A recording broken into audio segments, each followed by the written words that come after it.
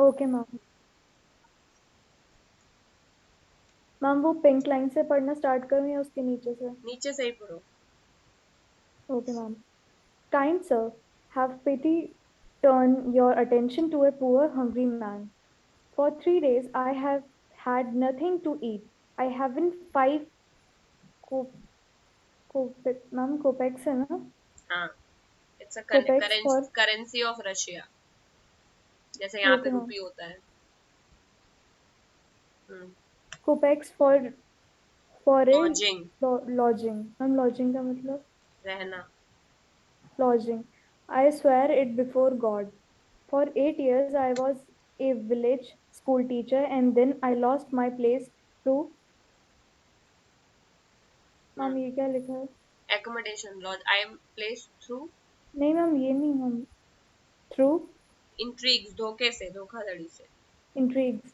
I fell a victim to sorry sorry, calumny. कॉलमनी का मतलब धोखाधड़ी है, इंट्रीग्स का मतलब है कि secret plan. Okay, ma'am. Secretly किसी ने धोखा दे दिया, समझ गए। It is a year now since I have had anything to do. The hmm. advocate Sergey looked at the ragged, fawn colored overcoat of the suppliant at mummy कितना tough chapter है ma'am, हर word में अटकना पड़ रहा है। At his dull darkened eyes, at the red spot on either cheek, and it seems to him as if he had seen this man somewhere before. I रुक had जाओ रुक जाओ रुक जाओ, ठीक है, अब लिख डालो। लॉजिंग का मतलब एकोमोडेशन, घर। इंट्रीग्स का मतलब कोई चीज सीक्रेटली, ठीक है। I fell a victim to a calumny मतलब डेफेमेशन, किसी ने सीक्रेटली कॉन्स्पिरेसी करके उसके ऊपर कोई इल्जाम लगाया, इसकी वजह से उसको अपना घर छोड़ना पड़ा, गांव से जहां पर वो स्कूल टीचर था, ठीक है। तो पहले वर्ड लिख लो, फिर मैं इन दोनों का मतलब बताती हूँ पैराग्राफ का। मैम मेरी तो मैम बुक में ये दोनों चैप्टर के पेज आएंगी। क्या बात कर रहे हो? मैम गायब है मैम पूरा चैप्टर। क्या बात कर रहे हो? मैम लॉजिंग का क्या मैम सही मतलब? में। लॉजिंग का मतलब एकोमोडेशन, घर। अरे तो इससे पढ़ लो ना, इंटरनेट एक महान मैम दुनिया बाद है। में मैम टेस्ट हुआ तो मैम कैसे पढ़ूंगा? इसी से मैम पढ़ लेना, लगता है प्रिंट इससे आउट पैसे निकाल हम लेना कम यार, देंगे तुम बड़े मैम बड़े बुक देशों में वाले ऐसी को। छोटी छोटी बातें होती रहती है सैनिक। कौन से बुक में देख रहे हो? मैम पैसे कम दिए हैं इसने, इसीलिए आधा काम करके दिया है। मैम ये तो स्कैम कर दिया मैम। तो you are a victim ma'am to discount के कॉलमनी, चक्कर में काम हो कॉलमन। गया। चलो चलो फटाफट लिखो, फटाफट लिखो। तो लॉजिंग का मतलब होता है घर यानी एकोमोडेशन, ठीक है। इंट्रीग्स का मतलब होता है सीक्रेट, वैसे तो क्यूरोसिटी भी होता है, लेकिन यहाँ पर सीक्रेट होगा इसका मतलब, ठीक है। I fell a victim to calumny defamation. अब बताओ इस पूरे पैराग्राफ का, पहले पैराग्राफ का मतलब कौन बता सकता है? पढ़ के समझ पा रहे हो? इतना पढ़ाया है हम ये आई टेंसेस। हाँ बताओ बेटा। Kind sir have pity, turn your attention, तो शायद वो अटेंशन मांग रहा है। Hmm. To a poor hungry man, तो वहाँ पे एक हंग्री मैन है जिसने जो 3 अटेंशन दिनों मांग रहा से। है उसका नाम लूस्कॉफ है। Okay ma'am. हम्म। तो लूस्कॉफ अटेंशन मांग रहा है, वहाँ पे एक हंग्री मैन है, पुअर हंग्री मैन, जिसने 3 दिनों से कुछ भी नहीं खाया है और उसके पास सिर्फ 5 अरे वो कॉपिक्स बेकरी हैं। लूस्कॉफ है, अपने लिए कह रहा है बेटा। तो अच्छा बेसिकली अच्छा। मैम वो लूस्कॉफ बोल लुशकॉफ रहा ही है पुअर सरजी है ना? से, जो कि एक एडवोकेट है, उससे वो बोल रहा है काइंड सर मेरे ऊपर दया करो, अपना अटेंशन मेरी तरफ, इस पुअर भूखे आदमी की तरफ लगाओ। 3 दिनों से मैंने कुछ नहीं खाया है, मेरे पास 5 कॉपेक भी नहीं है कहीं पर ठहरने के लिए, यानी वो सड़कों पे ऐसे ही घूम रहा है, उसके पास रुकने के लिए 5 रुपीज भी नहीं है। इंडियन करेंसी की बात करें, रशिया में कॉपेक्स है, 5 कॉपेक्स भी नहीं है। I swear it before God, मैं भगवान की कसम खाता हूँ। For 8 years I was a village school teacher, 8 सालों तक मैं स्कूल टीचर था। Then I lost my place through interviews, फिर कुछ अलग कारणों से या कुछ अनजाने कारणों से मुझे वो छोड़ना पड़ा। मुझे धोखाधड़ी का विक्टिम हो गया था, मतलब किसी ने मुझे फंसाया था। It is a year now, अब 1 साल हो गया है। I have had anything to do, मेरे पास करने के लिए कोई काम नहीं है। क्लियर है सभी को? यस। द एडवोकेट्स, अब तुम लोगों को क्या तुम्हारा पर्पज होना चाहिए? यहाँ पर मैं आती हूँ, I give you spoon feeding के, अरे अरे मेरा बच्चा, मैं पढ़ा देती हूँ, सब पढ़ लो। तो एक एक लाइन मैं डिस्क्राइब कर देती हूँ, बट तुम्हारा पर्पज अब ये होना चाहिए जो भी टफ वर्ड्स हैं उनको सर्च करके उनका मतलब खुद भी किया करो, और पढ़ के इसका मतलब सही समझने की कोशिश किया करो, तभी बेनिफिट होगा ना, वरना ऐसे तो पैसिव रीडिंग चलती रहेगी, एक्टिव रीडिंग करो थोड़ा। फिर क्या, दी एडवोकेट सरजी से वो ये बात कह रहा था, तो उसने उस आदमी को देखा जो कि rag fawn colored overcoat of the suppliant at his dull drunken eyes। तो उसका जो मतलब ओवरकोट था वो थोड़ा सा पुराना था, रैग्ड यानी थोड़ा पुराना, है ना, घिसा हुआ। और फॉन कलर्ड का मतलब आई थिंक थोड़ा डस्टी ब्राउन कलर होता है ये फॉन कलर, एक बार मुझे देखना पड़ेगा। हाँ, फॉन कलर मतलब डस्टी ब्राउन कलर होता है। तो वो उसका कलर का डस्टी ब्राउन कलर का ओवरकोट था, वो काफी पुराना लग रहा था। उसकी जो आईज थी वो काफी डल थी, यानी चमक नहीं रही थी, यानी खुशी नहीं थी। और ड्रंकन, ऐसा लग रहा था कि बहुत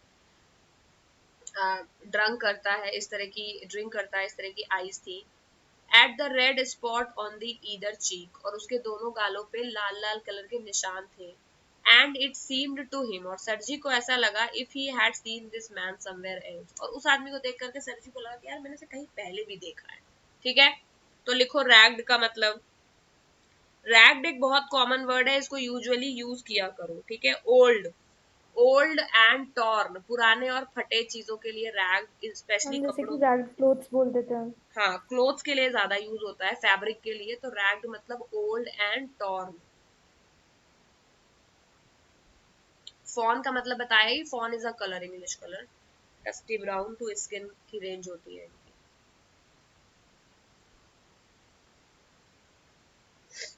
ठीक है, सप्लाइंट का मतलब यहाँ पर वो है जो आदमी इंफॉर्मेशन दे रहा था। ठीक है, तो सप्लाइंट का मतलब है कि सप्लाइंट का मतलब एक इंसान जो आपसे कोई रिक्वेस्ट करता है। तो सप्लाइंट इज बेसिकली फॉर अ बेगर, बेगर भी नहीं, प्लीडर बोल सकते हैं। जब भी कोई आपको जैसे कोई डोनेशन के लिए रिक्वेस्ट करने आता है ना कि प्लीज आप डोनेशन दे दीजिए, तो वो जो बंदा बोलता है कि आप हमें डोनेशन दे दो या हमें चंदा दे दो, उसको आप क्या बोलोगे इंग्लिश में? सप्लायंट।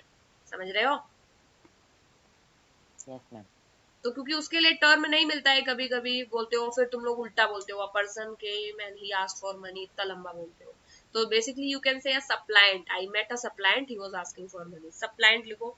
सप्लायंट का मतलब है person who is making special humble request. कोई भी आदमी जो तुमसे कभी किसी चीज के लिए रिक्वेस्ट करेगा, उसको क्या बोलोगे? अरे तेज आवाज में आवाज दिया करो यार, पूरी एनर्जी चूस लेते हो तुम लोग, बोलते कम हो। Suppliant, a person who is making humble request. उसके बाद डल और ड्रंकन आईज थी उसकी, उसके दोनों गालों पर लाल लाल ठंड की वजह से आई थिंक निशान थे। And it seemed to him as if he had seen this man somewhere else, और उसको ऐसा लगा उसने इस आदमी को कहीं पहले देखा है। ठीक है,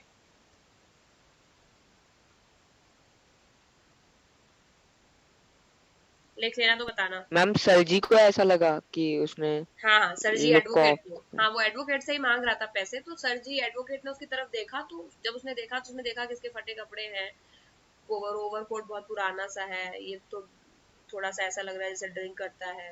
और पूरा डिस्क्रिप्शन सर जी ने देखा कि उसके गालों में दोनों तरफ लाल लाल निशान है। फिर सर जी को ऐसा लगा कि उसने शायद इस आदमी को यानी लूशकॉफ को पहले भी कहीं देखा है। ठीक है, ऐसा उसको लगा। फिर क्या हुआ? I have now had an offer of a position in the province of Kaluga। Sergei ने बोला देखो मेरे पास एक जगह खाली है जहां मैं तुम्हें काम दे सकता हूँ, मेरे पास एक ऑफर है, पोजीशन यानी एक वैकेंसी है, प्रोविंस यानी कलुगा प्रोविंस है रशिया में, उसमें तुम्हें मैं काम दे सकता हूँ। The mendicant went on. ठीक है, लेकिन वो जो भिखारी, मेडिकेंट का मतलब भिखारी यानी लूजकॉफ बोलता रहा, उसने वो क्या बोला? But I haven't the money to get there, लेकिन मेरे पास पैसे नहीं है कि मैं वहां तक जा सकूं, कलुगा प्रोविंस तक। हेल्प मी काइंडली, प्लीज मेरी मदद करो। I am ashamed to ask but I am obliged by the circumstances. मुझे मांगने में शर्म आ रही है। अशेम्ड टू आस्क का मतलब मुझे ये कहने में शर्म आ रही है। I am ashamed to ask, तो मैं पूछने में मुझे शर्म लगती है। बट आई एम ओबलाइज, लेकिन मैं मजबूर हूँ। ओबलाइज का मतलब हमेशा आज्ञा मानना नहीं होता है, मजबूर होना भी होता है। देखो यहाँ पे लिखा है I am obliged to by circumstances, परिस्थितियों की वजह से मैं मजबूर हूँ पूछने के लिए, लेकिन मुझे शर्म आती है पूछने में, प्लीज मेरी मदद करो, मेरे पास पैसे वहां जाने के भी नहीं है कलुगा के। फिर Sergei's eye fell on the man's overshoes. ठीक है, one of which was high and other low. फिर सरजी की आंखें उस आदमी के जूते पर पड़ी, उसने देखा कि एक उसमें से ऊंचा है और एक थोड़ा सा नीचा है। फिर ही सडनली रिमेम्बर्ड समथिंग, फिर उसको लगा, उसको अचानक से कुछ याद आया। ठीक है, उसने क्या बोला, लुक हियर, मेरी तरफ देखो, इट सीम्स टू मी, मुझे ऐसा लगता है, I met you the day before yesterday in Sadovaya street, मुझे ऐसा लगता है कि मैं परसों तुमसे साडोवे स्ट्रीट पर मिला था। ऐसा सर जी ने बोला कि तुम मेरी तरफ दोबारा देखो, मुझे ऐसा लगता है कि मैंने तुम्हें परसों देखा था साडोवे स्ट्रीट पर।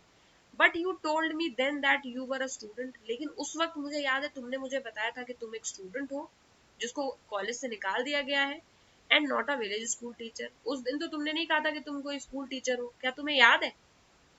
तो तुरंत सर जी को यह याद आ गया कि ये परसों इसको यही आदमी दूसरी स्ट्रीट पर मिला था और उस वक्त इसने दूसरी कहानी सुनाई थी कि मैं एक स्टूडेंट हूँ, मुझे स्कूल से निकाल दिया गया है। और तो तब उसने सर जी ने उसको कन्फ्रंट किया। लूजकॉफ ने बोला, no no no that can be so, नहीं ऐसा नहीं हो सकता। मम्बल यानी अटकने लगा द बेगर, ठीक है। मम्बल का मतलब क्या होता है? फंबल एंड मम्बल, पता है? तो बोलो ना। Yes ma'am. फंबल का तो मैम मतलब होता है जब आप अटकते हो, और हम मम्बल का मतलब स्टटर जब आप करना इतना एक तरह धीमे से। बोलते हो। मम मम का मतलब क्या होता है? मैम बड़बड़ाना। अरे मैम, बिल्कुल बच्चों की आराम लैंग्वेज से। में पानी। सुनो तो, मैं याद करा रही हूँ मीनिंग। मम का मतलब होता है चुप रहना। अरे वो छोटे वाले बच्चे मम नहीं होते हैं, मम मम वाला मम नहीं है, मम वाला मम है, ठीक है। MUM का मतलब मम करो, यानी शांत रहने के लिए बोलते हैं। मम्बल का मतलब जब आप इतने धीमे बोलोगे सुनाई ही ना दे, मन ही मन में बातें करो, समझ गए? No no no that can't be so, mumble the beggar. देखो मम्बल का मतलब, यस मैम। ठीक है। Yes ma'am. saying something so quietly that it is difficult to hear, सामने वाले को सुनाई ही ना दे, तो उसे बोलते हैं मम्बल, ठीक है। जब आदमी अकेला करता है तो मम्बल करते हैं, जब दो लोग आपस में बात करते हैं तो क्या बोलेंगे? फंबल। विस्पर, एक दूसरे के कान में कोई चीज फंबल कहेंगे। तो स्टटर करना होता है। तुम लोग यार, इंग्लिश भी रोती होगी अलग बैठ करके कि ये इंडियन किड्स ने अपनी अलग ही लैंग्वेज निकाल रखी है, कुछ भी कहीं भी, लेकिन सही है, ठीक है। फंबल यानी जब आप अटक अटक के बोलते हो, फंबल स्टैटर उसको बोलते हैं, ठीक है, अटकने को। लेकिन मम्बल इज जब आप कोई चीज चुपचाप बोलते हो, ठीक है। और एक वर्ड मुझे अभी याद नहीं आ रहा, लेकिन आ जाएगा थोड़ी देर में। बाकी मैंने विस्पर तो बता ही दिया है, ठीक है। वो चौक गया। टेकन अबैक का मतलब क्या होता है? अबैक, टेकन अबैक का मतलब चौक जाना, ठीक है। I am a village school teacher, वो चौक गया और उसने बोला धीमे से कि नहीं नहीं ये नहीं हो सकता। And if you like I can show you my papers, नहीं मैं स्कूल टीचर ही हूँ और अगर आप चाहो तो मैं आपको अपने पेपर दिखा सकता हूँ। Have done with lying. You called yourself a student and even told me what you had been expelled for. तो क्या have done with lying? तो सर जी ने बोला हो गया तुम्हारा झूठ बोलने का, तुमने अपने आप को उस वक्त स्टूडेंट ही बोला था। You called yourself a student, तुमने अपने आप को स्टूडेंट ही बोला था। And even told me, और तुमने ये भी बताया था what you had been expelled for, कि तुम क्यों निकाले गए हो। Don't you remember? क्या तुम्हें बिल्कुल भी याद नहीं है? Sergi flushed and turned from ragged creature with an expression of disgust. सरजी को तुरंत गुस्सा आ गया और वो मुड़ गए, यानी वो उससे दूर जाने लगे। उस ऐसे रैग्ड क्रिएचर का मतलब है ये डिस्गस्टेड फील बोल सकते हैं। रैग्ड तो वैसे ओल्ड के लिए ही होता है, बट यहाँ पर होगा मैम रैक का मतलब घसीटना भी होता है ना? नहीं नहीं, रैग्ड का मतलब होता है something that is not good. यहाँ पर ये सेंस में होगा। वैसे तो रैग्ड का मतलब पुराना और फटा होता है, बट रैग्ड क्रिएचर का मतलब एक ऐसा क्लमजी बेहुदा इंसान जो, मतलब समझ रहे हो, जो एक नॉर्मल ह्यूमन बीइंग नहीं है। तो रैग्ड आप उस सेंस में भी कह सकते हो। तो रैग्ड मतलब उसका ओल्ड लुक, क्लमजी सा दिखने वाले इंसान से फिर वो सरजी हट गया दूर, और एक्सप्रेशन ऑफ डिस्गस्ट, और उसको डिस्गस्टेड फील हुआ कि देखो कितना झूठ बोल रहा है, बेईमानी कर रहा है। उसको फीलिंग आई और वो चले गया। This is dishonesty my dear sir, he cried angrily, और वो फिर तेज तेज से रोने लगा कि ये तो आप बेईमानी वाली बात कर रहे हैं। This is swindling, I shall send the police for you, damn you, ठीक है। उसने क्या बोला सरजी ने, सरजी को फिर और गुस्सा आया। फिर उसने बोला यार ये तो सरासर बेईमानी है, और उसने बोला ये तो एक तरह से धोखाधड़ी है। स्विंडलिंग क्या है? धोखाधड़ी है ये एक तरह से, ये लोगों को ठगना हुआ। जो तुम कहानी सुनाते हो, कोई तुम्हें कहानी सुनाए एक सिग्नल पर और दूसरे सिग्नल पर दूसरी कहानी सुनाए, तो तुमको ये नहीं लगेगा कि ये तो धोखेबाज है, ठगी करके पैसा कमा रहा है, डिसेप्शन। तो उसने बोला यार ये तो धोखेबाजी है सरासर, स्विंडलिंग लिख लो, मैं तुम्हारे लिए पुलिस बुला दूंगा अभी, ठीक है। तो सरजी ने ऐसे बोला। फिर उस आदमी ने क्या बोला, सर, उसने बोला sir laying his hand on his heart, और उसने फिर अपने दिल पे अपना हाथ रखा, बोला the fact is that I was lying, सच बात तो ये है कि मैं झूठ बोल रहा था. I am neither a student, ना तो मैं स्टूडेंट हूँ, nor a school teacher, और ना ही मैं स्कूल टीचर हूँ. All that was, जो भी था, क्या था वो? फिक्शन का मतलब क्या होगा यहाँ पर? काल्पनिक. स्टोरी, बनी बनाई बातें थी, यानी मैं केवल बातें बना रहा था. ना तो मैं स्टूडेंट हूँ और ना ही मैं स्कूल टीचर हूँ. Formerly, I sang in a Russian choir and was sent away. पहले मैं गाना गाता था. कहाँ गाना गाता था? choir का मतलब क्या होगा? बैंड. जो ग्रुप में गाते हैं. करेक्ट. ऐसे जो पब्लिक में गाते हैं, चर्च में भी choir होता है, और पब्लिकली जो लोग ग्रुप में गाते हैं, है ना, बैंड नहीं कह सकते उनको, बिकॉज वो उतना हाई लेवल नहीं कमाते हैं.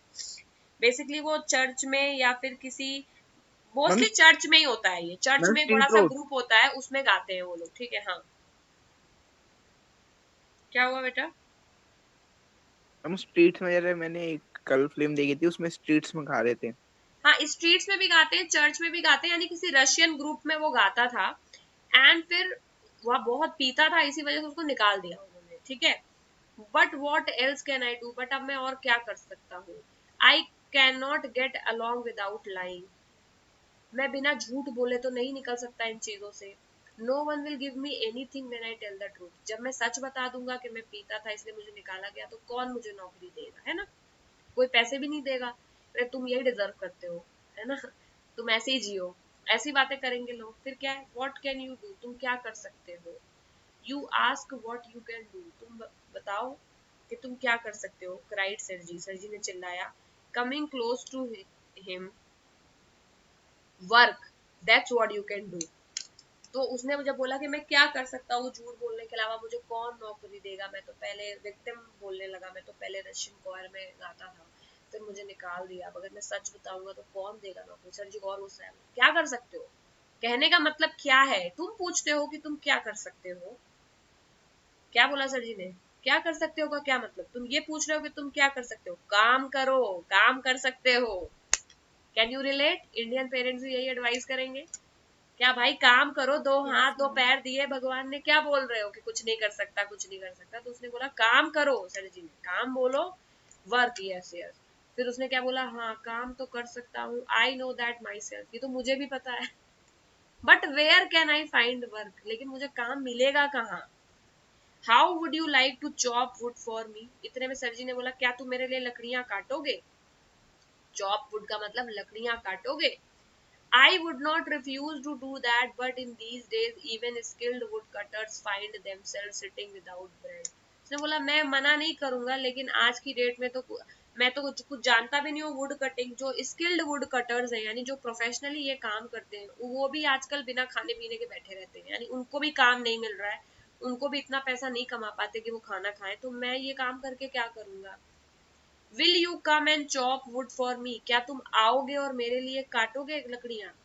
तो उसने क्या बोला? यस सर आई विल, हाँ मैं चलूंगा. वेरी वेल, वील सून फाइंड आउट. और सर जी ने बोला कि हाँ, हम पता लगा लेंगे कि तुम कितना काम करोगे. क्योंकि सर जी को कहीं ना कहीं क्या डाउट है कि ये बैठ के बस ऐसे ही खाना पीना चाहता है, मांग मांग करके, इसका काम करने का मन ही नहीं है. तो सर जी ने बोला कोई बात नहीं, वी विल फाइंड आउट, पता चलेगा हमको जल्द कि तुम कितना काम करोगे. ठीक है. सर जी हेस्टेंड अलोंग, सर जी जल्दी जल्दी उसके साथ चले. Rubbing his hands, he called his cook out of the kitchen. और उसने ऐसे, ठंड थी ना, तो जल्दी जल्दी गए हाथ मलते हुए, क्योंकि ठंड थी. उसने अपनी किचन से कुक को बाहर बुलाया. ठीक है. कुक का क्या नाम है? ओल्गा. ओल्गा और Volga. Here Olga, he said, take this gentleman into the woodshed. इसको लकड़ियों के ढेर के पास ले जाओ, and let him chop wood. और वहां जाकर के इससे लकड़ियां कटवाओ. The scarecrow of a beggar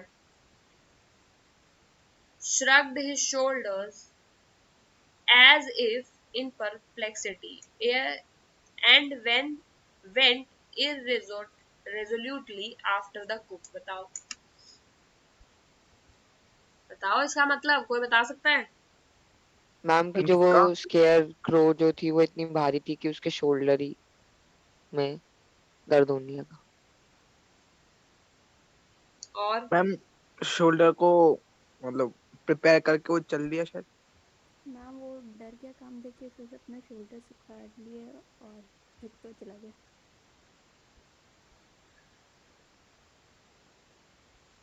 और कोई? मैम उसका मन नहीं था, इसलिए उसको अपने शोल्डर भारी भारी लग रहे थे।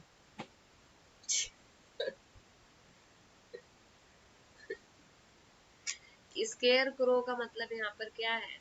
स्केयर क्रो एक्चुअली वैसे तो it's a figure, human figure, ठीक है। नॉर्मली खेतों के बीच में नहीं बनाते, देखा है कभी यस ऐसे मैम, वाला? यस मैम, हाँ, बहुत उसको स्ट्रेट हैंड प्यारे स्केयर बन लाइन। रहे क्रो हैं। बोलते हैं। तो ये कहने का मतलब थोड़ा टॉन्ट है कि वैसा ही लग रहा था वो, एकदम जैसे वो कितने अजीब से लगते हैं ना, बोरे जैसे कपड़े, और अजीब से नहीं लगते खेत वाले जिसमें ऐसे झोला सा टंगा रहता है उनके ऊपर। मैम मैम उनको झोला शर्ट से ना पैंट पहना शर्ट होगा के तो और अजीब लगेंगे। अरे ये देखा ना है शर्ट कभी? पहना जाता। यस मैम देखा है। मैम फिल्म में देखा था कल। वो देखा है, वो डीडीएलजे में देखा होगा। Do they look good? अच्छे लगते हैं क्या देखने में? No ma'am. तो वो अपीयरेंस को बोल रहे हैं कि उतने ही भद्दा लग रहा था वो बैगर। तो स्केयर कोरो ऑफ अ बैगर, यानी बैगर वो बैगर नहीं था, बिना काम का पुतला था बस केवल, समझ गए? क्योंकि वो तो नाकारा है ना एक नंबर का। तो वो जो square crow of a bagger का मतलब ये है कि ये स्केयर क्रो के जैसा था वो बैगर। स्केयर क्रो कैसा होता है पता ही है, खेत के बीच में खड़े रहता है, खड़े ही रहता है बस, ढीला ढाला, है ना। तो उसने ये एक तरह का यूज किया इस वर्ड टू डिस्क्राइब कि कितना बैडली ड्रेस्ड और स्केयर क्रो के जैसा एक्टिव नहीं था बिल्कुल भी।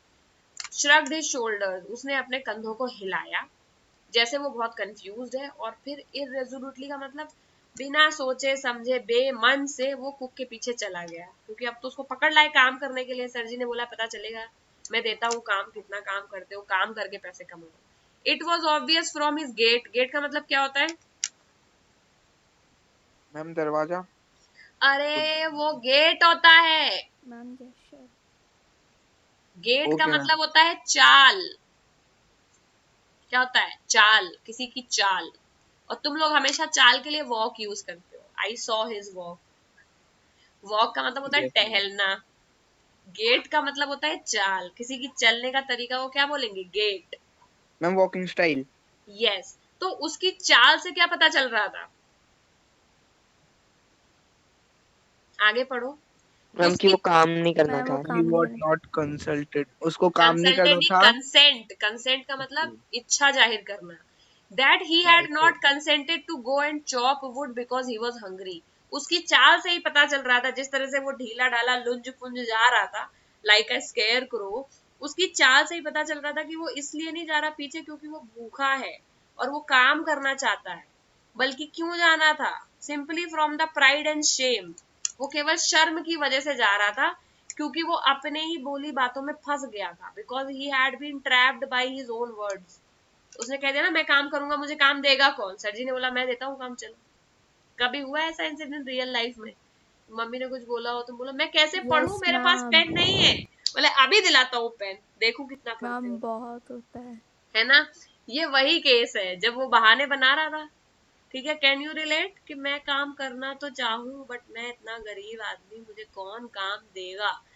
उसने फिर बोला कि अरे तुम वुड चॉपिंग कर सकते हो। अरे वुड चॉपिंग वाले तो खुद ही भूखे मर रहे हैं, मैं क्या करूंगा ये करके। उसने बोला कोई बात नहीं, मेरे घर चलो, मैं काम देता हूँ। तो अब वो फंस गया ना अपनी बात में, मना कर नहीं सकता क्योंकि वो तो भीख मांगने आया था कि बैठे बैठे पैसे मिले, लेकिन बिकॉज ऑफ द शेम वो फंस गया अपनी बात में और जाना पड़ा उसको। It was obvious to that his strength had been undermined by the vodka. और ये भी बहुत ही ऑब्वियस था, जितना उसका शरीर जिस तरह का और ड्रंकन आइज थी, कि उसकी जितनी भी ताकत थी वो कैसे कम हो गई थी, वोडका पी पी के कम हो गई थी। And that he was unhealthy, और दिखने में ही वो अनहेल्दी लग रहा था। And did not feel the slightest inclination for toil. Toil का मतलब हार्ड वर्क।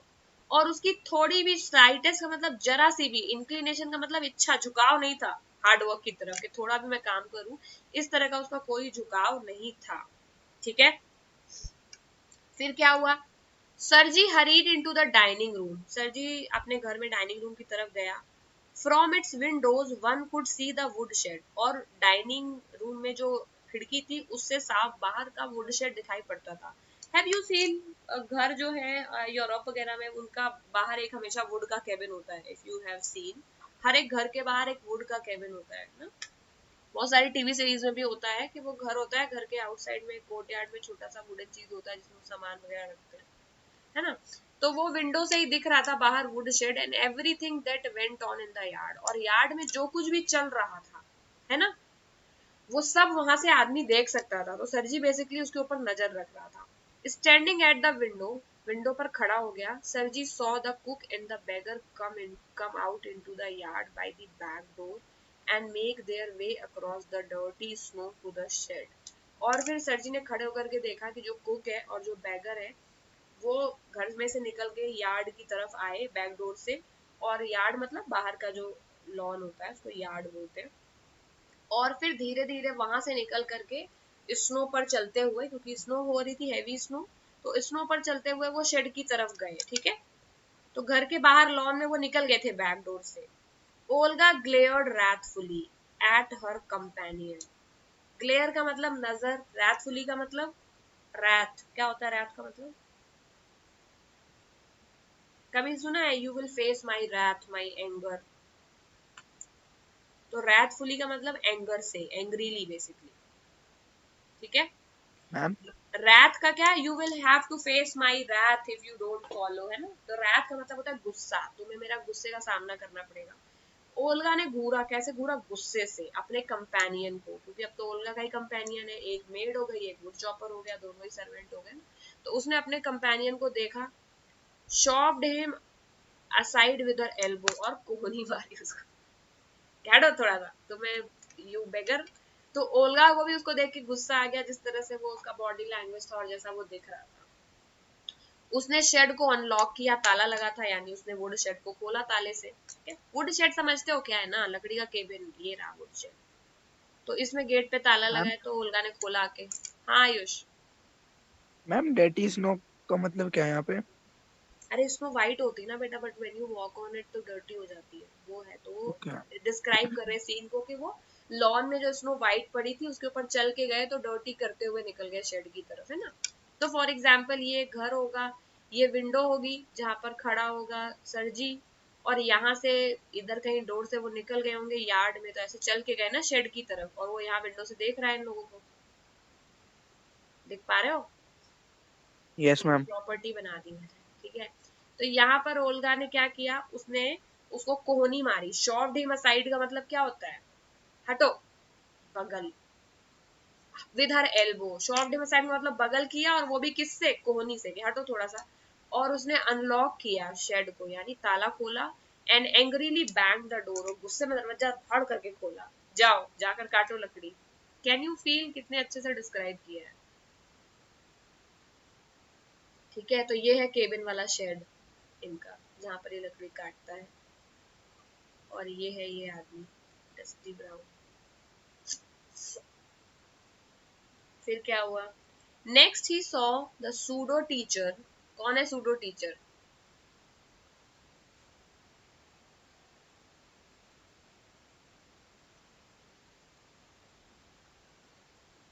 बताओ। मैम वोल्गा।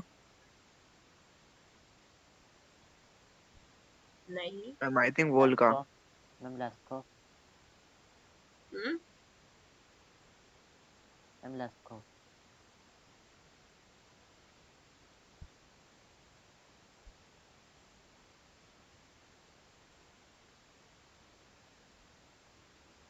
मैम जो उसे रशियन कार में सिखाता था वो। ये गलत लिखा है बेटा, शी होना चाहिए यहाँ पर, या तो यहाँ पर हर सेल्फ होना चाहिए। क्या कहते हो? एक तो लड़की है इनमें से। अच्छा अच्छा, ये ही सॉ उसके लिए यूज हुआ है क्या? सरजी के लिए, क्योंकि वो विंडो से देख रहा है ना। नेक्स्ट ही सॉ, अभी तो वही वाला सीन था ना, उसी ने तो देखा था पिछले वाले में कि ये लोग जा रहे हैं। Yes ma'am. Yes ma'am. From his window one could सी, तो यहाँ से ओल्गा क्या सरजी सॉ। तो सरजी ने फिर आगे क्या देखा? उसने ये देखा that the pseudo teacher seat himself on a log, कि ये जो आदमी है जो खुद को टीचर समझ रहा है, सूडो टीचर क्या है? सूडो टीचर मतलब झूठ मूठ का टीचर। उसने बताया ना कि मैं टीचर था, उसने तो टॉन्ट है यहाँ पर कि वो टीचर बैठ गया एक लट के ऊपर and become lost in thought, और अपनी ही आंखों में कहीं खो गया। तो सर जी अभी भी नोटिस कर रहा है कि ये काम कर नहीं रहा ढंग से, और उसके जो अपने गाल हैं, रेड चीक्स हैं, वो अपने फिस्ट के ऊपर ऐसे रेस्ट करा ली, मतलब वो वहां जाके कोने में बैठ गया। ठीक है।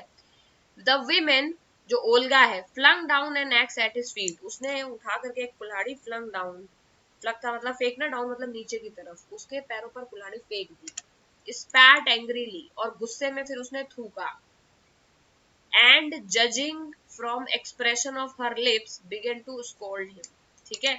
और उसके एक्सप्रेशन को देख करके ऐसा लग रहा था कि वो उसे डांट रही थी, है ना, क्योंकि वो सरजी तो दूर से देख रहा है।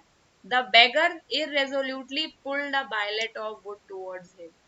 फिर बेगर ने बिना मन से एक बैलेट यानी गट्ठा, वुड का जो कलेक्शन है, उसको अपनी तरफ खींचा। Set it up between his feet, अपने पैरों के बीच में उसने फाइनली उस लट को दबाया, जो मोटा लकड़ा था जो तोड़ना था। And tapped it feebly with an axe, feebly का मतलब कमजोर, और धीरे से एक कुल्हाड़ी जरा सी मार दी कि टूट जाएगा ये। ठीक है। तो ये सब दिखा रहे कि वो कितना बेमन से काम कर रहा है। तो लिखो इन सबको भी। बिलेट का मतलब है लॉग, समझते हो ना, बिलेट, लॉग ऑफ वुड, है ना।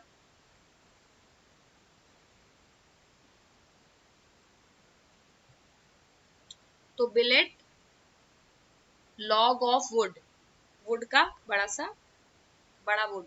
ठीक है। फिर क्या, फीबली मतलब कमजोर, वीकली, फीबली, वीकली, कमजोर प्रहार।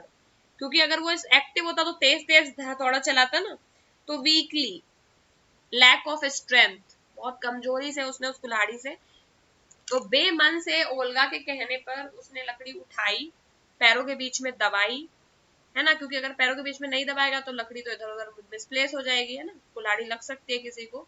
तो जो वुड कटर होते हैं वो लकड़ी पे एक, कभी देखा है काटते हुए, एक पैर रखते हैं लकड़ी के ऊपर यस मैम। और दूसरे से, तो उसने वही किया, बीच में दबाई और फाइनली उसने छोटा सा मारा। The billet wavered and fell down. फिर क्या हुआ, थोड़ी बहुत हिली बिलेट लेकिन गिर गई। द बेगर, लेकिन वो टूटी नहीं। The beggar again pulled it to him, फिर बेगर ने अपनी तरफ खींचा। Blew on his freezing hands, और उसके हाथ ठंड में कांप रहे थे, उसके ऊपर वो बार बार फूक रहा था। And tapped it with his axe cautiously, और फिर से उसने अपनी कुल्हाड़ी से उसको ठोका, उस बिलेट को। As if afraid of hitting his overshoe, क्योंकि उसको डर लग रहा था कि कहीं उसके पैर में ना लग जाए या फिर उसकी उंगली ना कट जाए।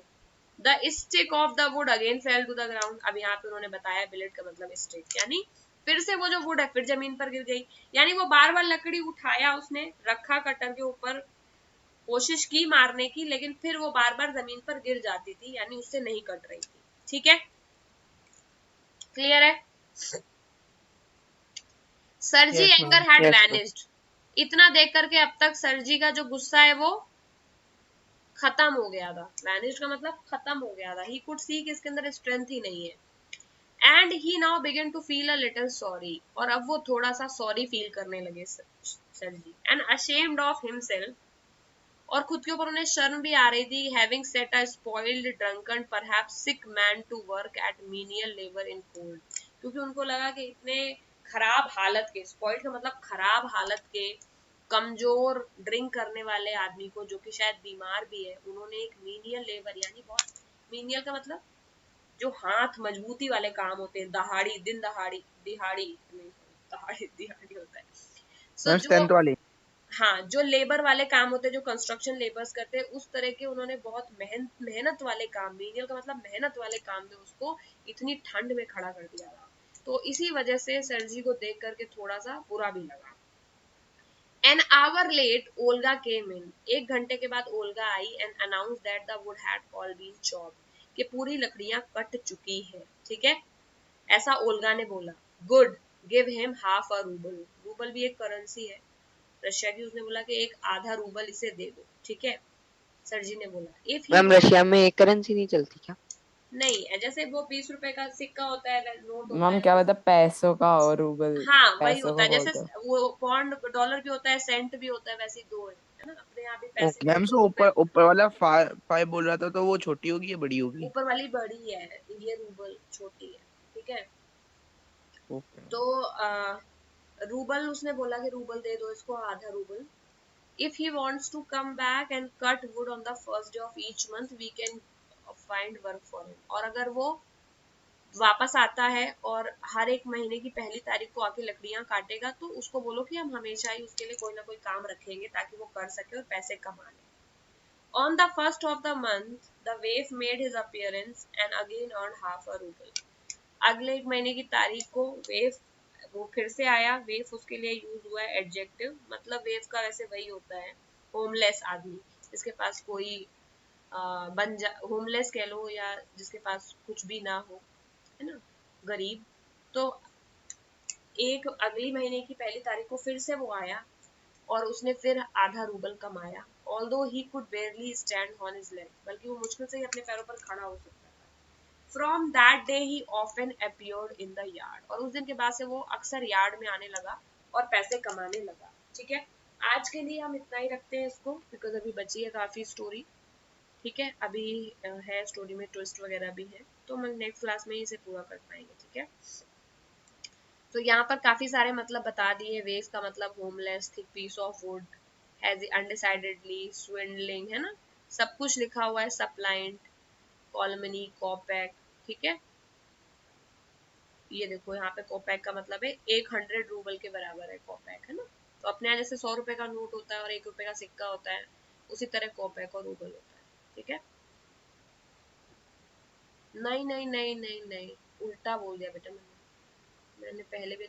रूबल बड़ा है, 100 है ना, यानी 1/100 हुआ ना, तो रूबल बड़ा है, कॉपैक छोटा है। Kopeck is like coin and rouble बड़ा है। ठीक है, सॉरी गाइस। हाँ मैम, कोपेक पैसा मतलब? कॉपैक मतलब कॉइन यानी सेंट, यानी पैसा, हमारी करेंसी में पैसा, वैसे cent. Ma'am Russian coin Russian equal to kopeck, 100। Russian kopeck is equal to Indian paisa. Russian rouble is equal to Indian rupaya. Ma'am ठीक है, मतलब 100 kopeck is equal to 1 rouble. Correct, 100 kopeck is equal to 1 rouble. ठीक है, सो अभी के लिए इतना ही। ठीक है, इससे कोई क्वेश्चन ज्यादा नहीं करने। जो वर्ड्स लिखाए हैं आज, जो वर्ड किए हैं, आई वुड से कि उस वर्ड के एक एक आपको सेंटेंस बना के लाने हैं। Will you be able to do it? Yes ma'am. Yes ma'am. ठीक है, सो अभी मैं अटेंडेंस ले लेती हूँ। ठीक है,